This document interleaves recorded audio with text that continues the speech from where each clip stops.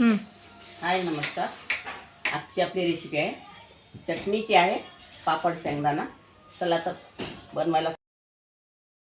आता आपण किचनमध्ये आलेलो आहे। त्या अगोदर तुम्ही माझ्या चॅनलवर नवीन असाल तर व्हिडिओला लाईक शेअर सबस्क्राईब करा, आठवणीने करा। पण आता ह्या मी इथं मिरच्या घेतलेल्या आहे 5 ते 7, ह्या आपल्याला भाजून घ्यायच्या आहे मिरच्या। आणि शेंगदाणे मी पहिलेच भाजून घेतलेले आहे एवढे। इथे लसूण कळ्या आहे आणि हा कढीपत्ता आहे, एवढा सांबार आहे आणि हे धनी आहे आणि आमचूर पावडर आणि स्वादानुसार मीठ आहे। मिरच्या आपल्याला भाजून घ्यायच्या आहे।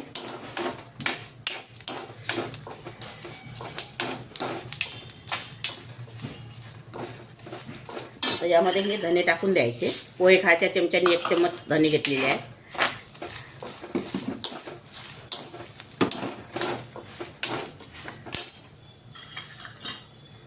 इथे 5 ते 7 लसूण कळ्या टाकायच्या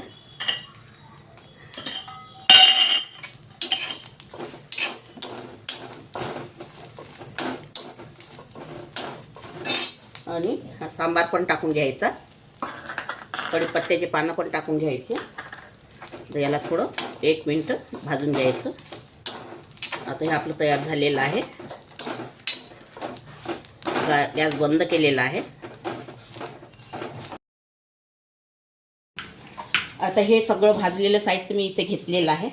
आता यामध्ये हे शेंगदाणे टाकून घ्यायचे आहे आणि इथे मी 3 पापड घेतलेले आहे लिज्जत भाजून, हे पण यामध्ये असे चुरा करून घ्यायचे आपल्याला। ही चटणी खायला खूप सुंदर लागते, तोंडाची चव वाढवते। आणि हे जिरा पावडर आहे आणि 1 चम्मच धनी पावडर आणि हे स्वादानुसार आणि इथे आमचूर पावडर। आता मी हे सगळं मिक्सरला लावून घेणार आहे। आता हे गरभर असं बारीक करून घेतलेलं आपण। आता यामध्ये मी 2 चम्मच लाल मिरची पावडर टाकत आहे आणि थोडं तेल टाकत आहे। आता याला पुन्हा 1 चक्कर मारून घ्यायचं आपल्याला।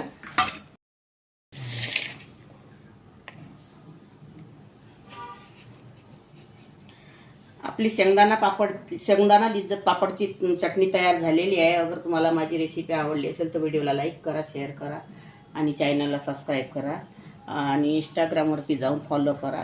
व्हिडिओ बघितल्याबद्दल धन्यवाद।